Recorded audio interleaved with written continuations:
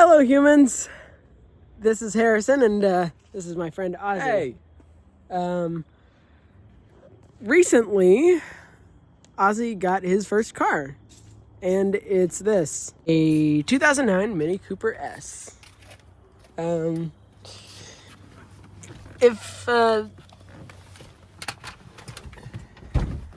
If you were to recommend this car to somebody, would you? It depends. If you are in good financial ability, then I would say yes. It's a great car, but it's a BMW, so it can be a bit expensive to repair and maintain, along with needing premium gas. Otherwise, amazing car though. Yeah. I mean, look at that speedometer. That's like bigger than my head. It goes to 160. Yeah. You think the car actually goes that fast? Not anymore, but I think it did originally. Cool. How does that light stay on? I just have to turn it on. This is a pretty sweet ride you got. Yeah, it's pretty nice. Damn it, lights stay on. And so, I'm just gonna keep my hand on here, but it has seat warmers. The air AC is broken right now because it's like $700 to fix it. That's what I mean by expensive. But it's got other things where you can configure everything. The audio can be a link to your phone, and along with having quite a few channels. And it has six 6 gears. Yes. It's also six-speed manual. Yeah. It also has a sport mode, which allows it to go even faster. Yeah, I think my favorite part of this interior is, I don't know, either this giant speedometer with stuff here, or these airplane knob thingies. Yep. It also has some buttons on the hood of the car, and it even has... Yep. That's a surprisingly solid horn for a tiny car. Yep. But you do want to watch the odometer, as in mine, the odometer, well, not currently on, the odometer, it only has around 120 at most 1,000 miles on it, but as you can see, it says 157. Something's wrong with mine, so it's going up way too fast. But, so you should watch out about that, as it can affect the value of your car. And definitely check it for recalls. 1 in 4 cars have a unregistered... Unchecked. Yes, sorry. Unchecked recall, which you can get fixed for free. So always check it. No matter what kind of car you have, check it. It doesn't hurt, and you might be able to get a free repair out of it. I know I certainly needed to. My battery was draining passively, and I had to jumpstart it passively. So now I also have this. It's basically a mini battery, and I have some I have jumper cords in the back somewhere. Cool. And your old Wendy's hat. Yep. One thing I just noticed is this part here, it's in the shape of the Mini logo. I don't know how I didn't notice that before, dude. And it's got a CD player. Yeah. I am so jealous. My Hyundai does not have a CD player. They have you can see they have some smaller jumper cables here in it, but I also have larger jumper cables for longer reach. Cool. If need be. And this egg-shaped button right here opens a glove compartment, right? Yep. And if you're looking here, you may be wondering, where are the window switches? They are right here. Yep. Here are the lights. It's for down there. And this is a lock. It allows you to unlock or lock everything from there. Alright, so windows, lights, locks. What does this one do? It's lights again, and then other window. It's by window. Oh. So it repeats itself. Cool. What made you go for a manual transmission? Oh, it's just good for people with ADHD or other problems like mine. Basically, if you're someone who tends to be a little bit unfocused when driving, a manual car basically forces you into focusing on it. Though something to be warned about is that manual cars are rather hard to find, as by far the majority are automatic. I mean, Yeah. still, if you can afford it, I would go for a manual as well, because learning to drive a manual allows you to practice on a wider range of cars and drive more cars, which, Harrison, you should. I need to teach my friend Harrison here anyway. But a quick work of how it works is you can push in a clutch pedal down there, or the one that's all the way on the left, and then you push it in so you can move the gear stick any direction. And you start to go in reverse, you push it all the way over here and then push up. Otherwise, it's one up, down, middle, up, down, and then right, up, down. And for the sixth gear is for going on the highway at somewhere between 60 to 80 miles an hour or higher. I don't think I'd ever go above 65 on the highway. Although if someone was having a heart attack in the backseat, I might go 85. Yeah, that's fair. But no higher than that. Yeah. So, I would mostly keep it on 4. So you'd never really wanted to put it in 1, except for the very beginning when you're just starting, and like when you're just starting to move. Then immediately switch it to 2, and then 3, pretty quickly, if you're going like 15 miles an hour. And then for 15 to 20, anything above that, you go into 4th until you get to like 40, which is where you switch into 5th and then 6th. Cool. Yeah. What's the gas mileage on this thing? It's like 25 to 28 miles per gallon. That's good. Yeah. I mean, it's not the best in the world, but it's pretty great. It does require premium gas though, which is a little bit more expensive. But if you go to a place like Irving, which I recommend, they have much cheaper gas, and also the premium gas isn't much higher than the regular. Cool. Yes. They're like even like 80 cents less a gallon than other ones. Or if you live in Texas, I've heard that Buc-ee's have really good cheap gas.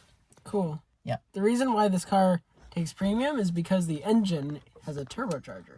Yes, which you can put it in sport to engage the turbocharge. Cool.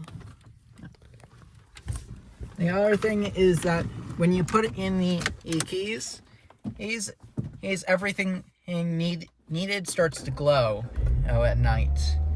Where you can see the service light always comes on when you first turn it on. Mm-hmm. And it was telling me to put on the lights. Cool. At night you can also have it glow the speed, show your speed, and the gas always glows that. You can also see everything down here is glowing, including the heat on the AC and heat, which actually glows red and blue. Yes. Sorry, I had to clear my throat. Yes. I find it refreshing. Something else interesting about this car is, unlike most cars which have a flat acceleration rate, this one starts out accelerating really slowly but jumps up really quickly. Yeah. So, once you but you also don't want to start in a gear that's too high for the speed you're going. Otherwise, it can stall and you'll have to turn the car off and on again. Yeah. Okay. Like, for example, if I tried to start it in 4th. Whoa. See?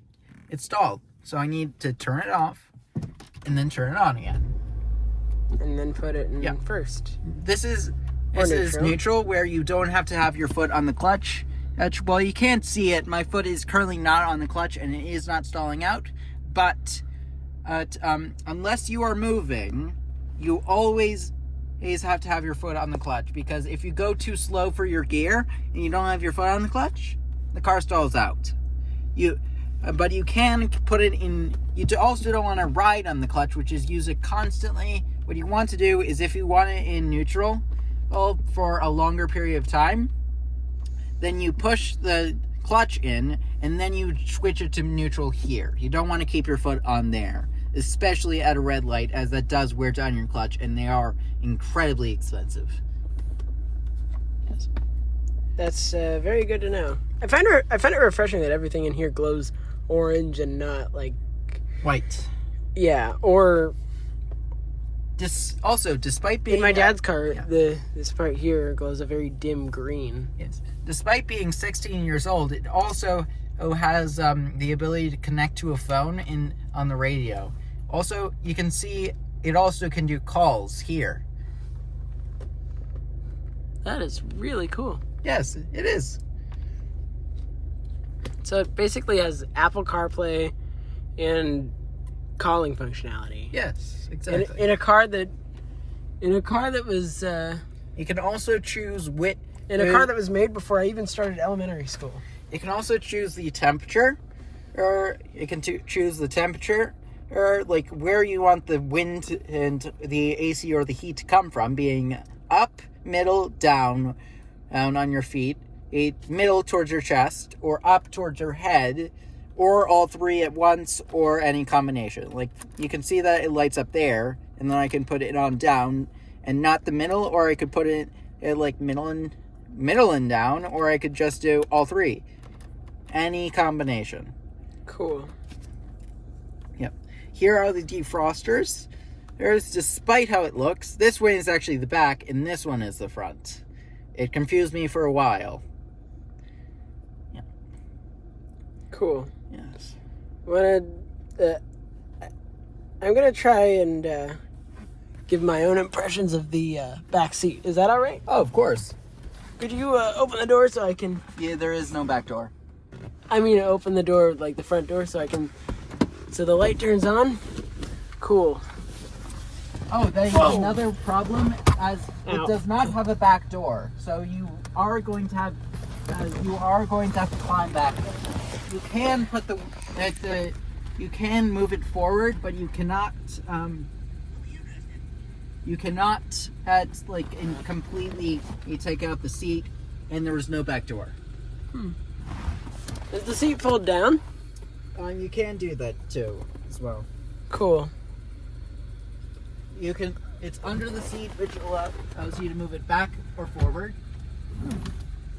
Wow, that's pretty handy. And then you can, by pushing this down or Wow. up, you can move it.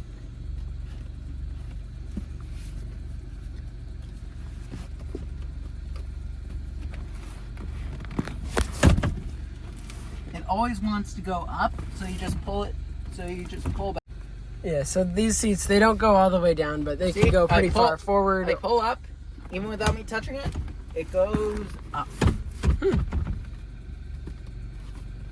And now, since I put it back down, it is stuck there until I pull it up again. Cool. Right. All right, backseat impressions. I think this is pretty comfortable, honestly. I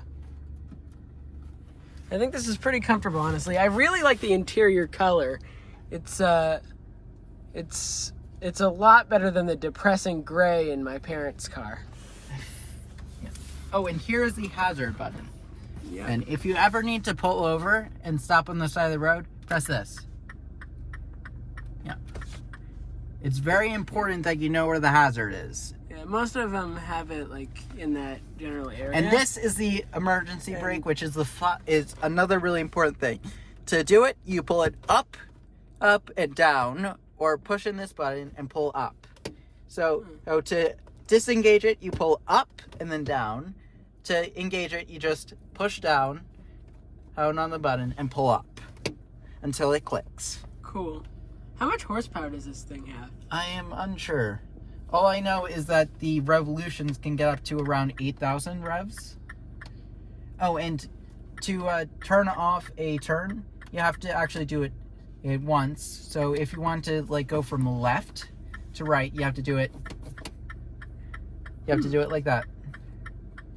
Cool. Is there a rear wiper back there? There is a rear wiper. Cool. Is there window washer fluid in both of them? Yeah. Cool. Neat. I love that. Oh, I can also move the seat back or forward on this one in smaller increments by pushing on a thing that's back here. It's for doing it in smaller increments. It also moves it down and up too. As you can see, it's moving downwards and back. Interesting. I noticed that this part glows blue. Is it supposed to do that? Or is that a modification or? I think that is what it is supposed to do, yes. It's just alerting you of the airbag's location. Cool. It's probably useful in a tiny car like So this. normally, I never fixed it after a repair, but normally this isn't in there. So normally there would be a cover on here, but this is to check if the electricity is working, as when you pull it down, the lights turn on, though it's usually covered.